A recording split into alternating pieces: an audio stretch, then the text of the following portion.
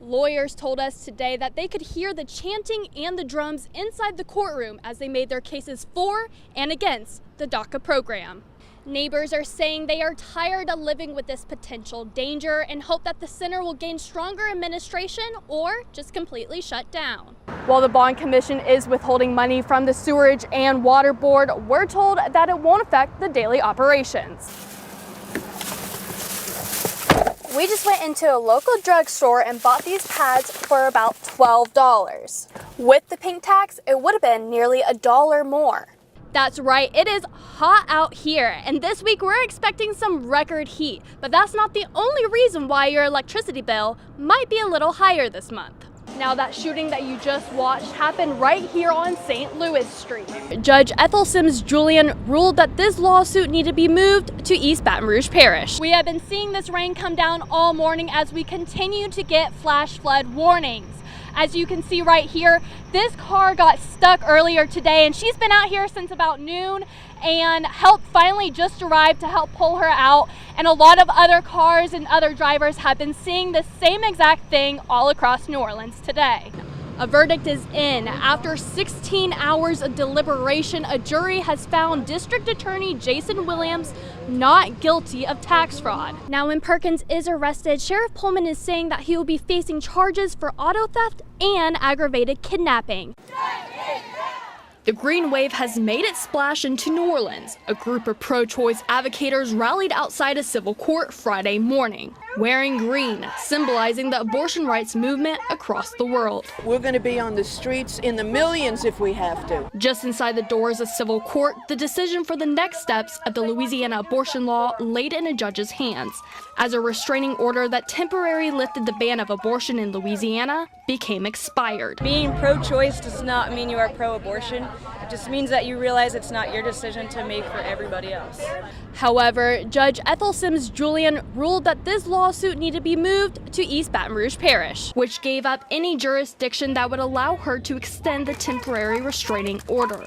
Abortion clinics that are operating in the state of Louisiana as of today are operating illegally, based upon the laws and the Constitution of Louisiana. Attorney General Jeff Landry says that lawmakers have been venue shopping for this case. But after today's hearing, the abortion trigger laws that were previously established are to be enforced. A law is always presumed to be constitutional until a court rules otherwise. Now, this means that the 3 abortion clinics in Louisiana have been shut down. And if an abortion procedure takes place in the state, it is at the doctor's own risk. If you don't like the laws of the states, you can move to one under which you like.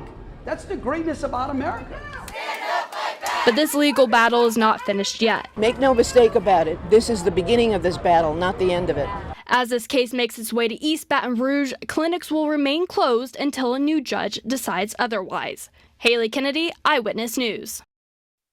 It was easy out. Terrence Vizel's backyard is an escape route for the inmates of the Bridge City Juvenile Detention Center. That kind of bothers me. Thursday morning, 5 inmates escaped. So far, only 4 have been returned. However, these children are not just paying time for small misdemeanors. Keep in mind, these aren't just juvenile offenders. These are violent juvenile offenders, armed robbers, murderers, rapists. Over the past year, there has been 20 escape attempts. It's a new norm in the neighborhood. The last attempt was only a few months ago, when the escapee broke the facility's perimeter fence in Vizel's backyard. It's never been fixed. Neighbors are saying they are tired of living with this potential danger and hope that the center will gain stronger administration or just completely shut down. Us as a community, we don't know how they're going to react if we come in contact with them. This center, originally built as a minimal security facility, was never intended to hold these violent juveniles. But inmates escaping is not the only problem. But, the staff itself was overpowered by about 20 of the inmates here. Later Thursday night, a fight led by the 4 returned juveniles broke out between 2 dorms, taking over the facility.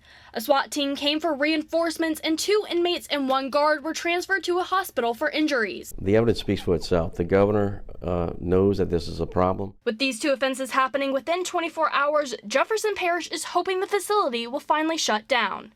Haylee Kennedy, Eyewitness News.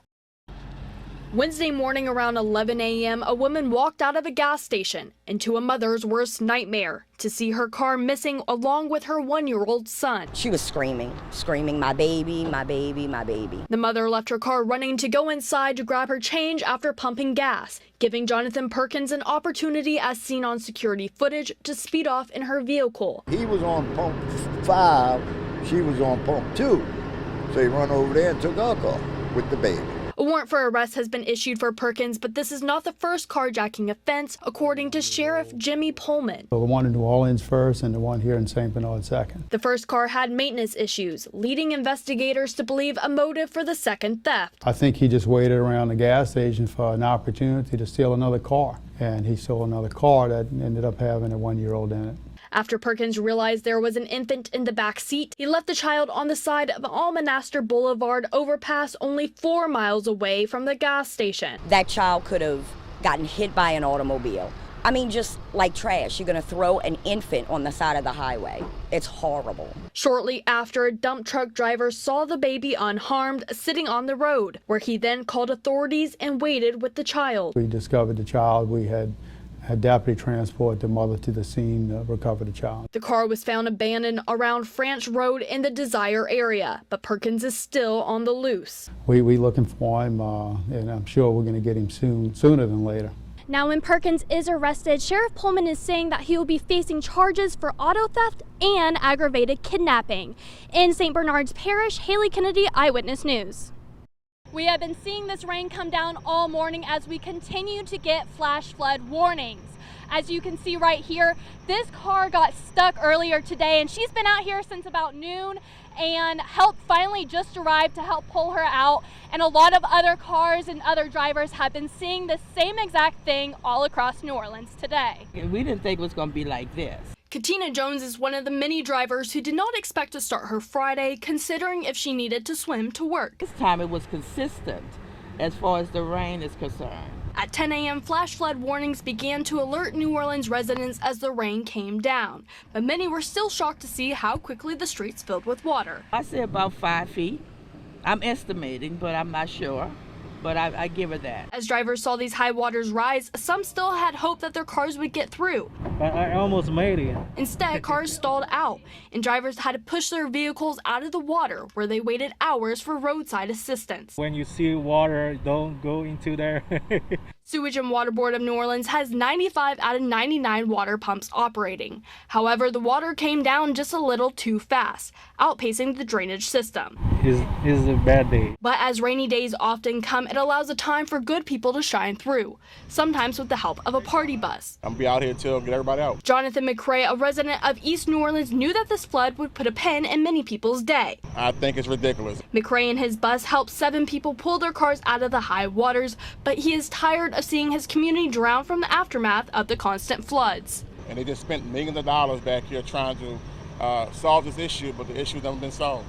As the flooding continues, people are just hoping that the city will finally help out with the flooding situation. Haylee Kennedy, Eyewitness News.